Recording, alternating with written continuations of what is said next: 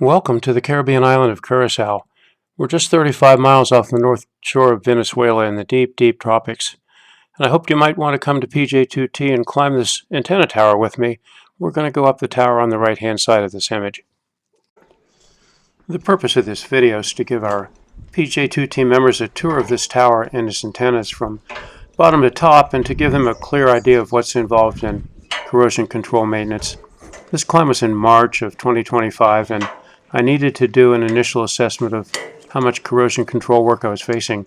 And I recently bought a GoPro camera and couldn't resist trying it out on the climb. This is a Roan 45 tower. The top plate is at 78 feet, and this is PJ2T's US and Japan tower. All the antennas on the side mounts are pointed in a direction of about 330 degrees azimuth.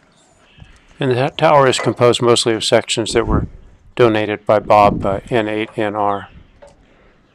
This finish that you see is white epoxy paint that's been put on over many years of careful maintenance of the tower. And the bottom 20 feet stay in pretty good shape. That's because this bottom portion of the tower is in a wind shadow created by a cliff opposite the backside of the house and by the house itself, so not much salt-laden moisture finds its way to this bottom 20 feet. As we reach the 20-foot point, however, we start to see some rust spots, and on that back leg you see a splint that was put on years ago at a location where the tower was rusting through, and there was a bit of a hole in that back leg. And as a point of reference, I'm climbing such that the view is generally toward the northwest. You can see the bundle of coaxial feed lines behind that back leg. We're proud to say these are all hardline, even for 40 and 80 meters, because very little maintenance is ever required with heliacs. And little by little now we're reaching the point where the first antenna is mounted. Here at about the 33-foot point is the bottom of a 5/5 small cushcraft array for 10 meters. And little by little, as we make our way past this antenna, you start to see more brown rust spots that are bleeding through the finished coat of paint. And the maintenance technique will be to come back up the tower with a Makita power grinder and a rotating twisted wire brush and clean all those down to bare metal, then recoat those with epoxy primer, and a day or so later with a coat of epoxy finish paint. Thanks for your patience here. There's nothing gained by rushing. And there now we're getting a glimpse of the middle guy wire set. And over the years we've experimented with many different methods for attaching these steel dead ends to the guy wire brackets. Some of the brackets have been embedded in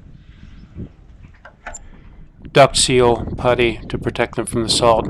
Others we've left exposed to the salt and just painted with two-component paint, and we track those very carefully year by year as an experiment to determine what's the best technique.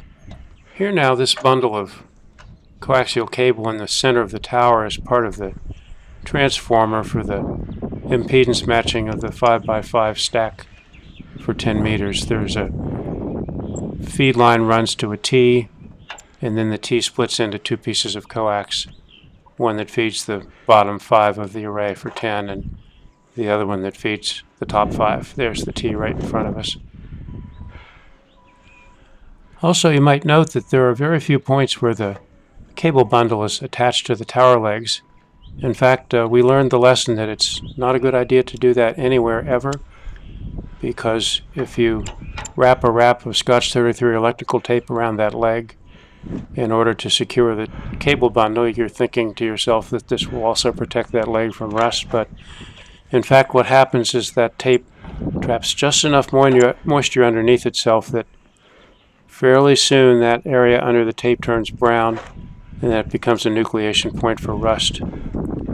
Here now we've reached the top antenna of the 5x5 combination for 10 meters facing US and Japan, and there is some considerable rust seeping through on one of the tower legs that will require my attention. Now things get crowded very quickly because we're just under the 15-meter beam. You can see just briefly the lateral braces for the boom beneath the boom with their lightweight filistrand cable. There's the boom itself, 38 feet, 3-inch diameter boom, and the heliax connection to that coax pigtail. This is a homebrew beam that I pieced together from LTA parts and various other high gain parts and shipped to the island clear back 25 years ago. Now you can begin to see the overhead boom truss. Those are also filistrand supports and all of the anchor points for that filistrand.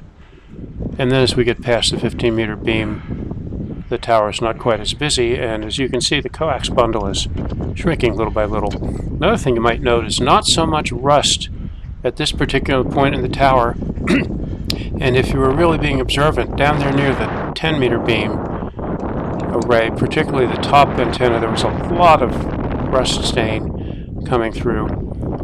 And I've seen that over the long period of years. There are some areas of this antenna that tend to rust much more rapidly and severely than others, and I can only chalk that up to the characteristics of the wind patterns as they bring the salt spray up in contact with the tower.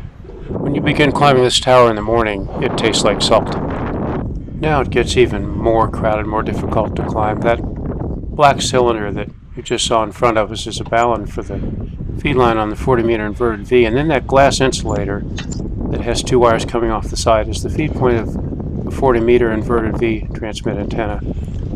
And it's very difficult climbing here because we're starting to get interference from the 2 pieces of the 40-meter inverted V wire antenna and from the bottom lateral truss wires on the 20-meter beam that's ahead. Notice also that there's a tower splint right in front of us on the right and another one on the back leg because we've had a lot of serious rust in this area over the years, and there are holes in these tower legs.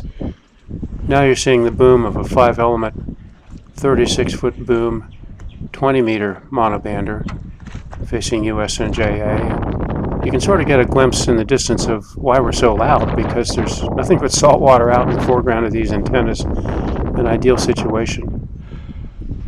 We just passed a coil of rope that's associated with the 80-meter 2-element beam, more about that later. And here we've attained the rotor plate, which I replaced some years ago with a stainless steel rotor plate from DX Engineering when that became available. And no more rust problems with the plate itself. There's another coil of black rope. That wire is used to lower the driven element and or the reflector element of the 80-meter 2-element wire inverted V. We have not yet reached the feed point for that antenna. And the rotor looks to be in poor condition. It doesn't take very long for these rotors, when they come back from the rehab shop, to turn into salt-encrusted disasters, but miraculously they still work, more or less. That mast in front of you is aluminum. We replaced the old steel masts some years ago with very thick-walled 2-inch aluminum mast material, and that completely eliminated all problems that we had suffered with that stuff. Now we're just at the bottom of the top plate, and you see the intermediate thrust bearing also on a stainless steel plate. And that bracket, those 2 D shells in front of me, are a compression splice unit that splices the 2 pieces of the aluminum mast together. That was designed by N0YY, and Rick had that fabricated in Iowa, and it works like a dream. And here the climbing becomes quite slow because it's very, very busy, very crowded, easy to make a mistake. And on the right there's yet another tower leg splint where there's a hole in the tower leg down below. Now reaching the bottom of the top plate, and you saw one tower bearing for the mast a little bit below, and then there's another one in this top plate. Those are replicas of Roan thrust bearings, except they are 100% stainless steel. Again, N0YY did this. He managed to get these bearings fabricated as exact replicas of the Roan thrust bearings, but entirely of stainless steel. and those bearings have been trouble-free since then. Now there's a truss line that supports one side of the 80-meter 2-element wire antenna, and I'm looking up now at a 6-element 6-meter beam, and the top plate obviously has some delaminating steel that's going to require some very careful attention when I start doing the maintenance. And so now you've made it to the top. You're looking down the boom of a Force 12 tri-bander, which presently is rotated in the direction of the US. Thank you for climbing with me. Wasn't this fun?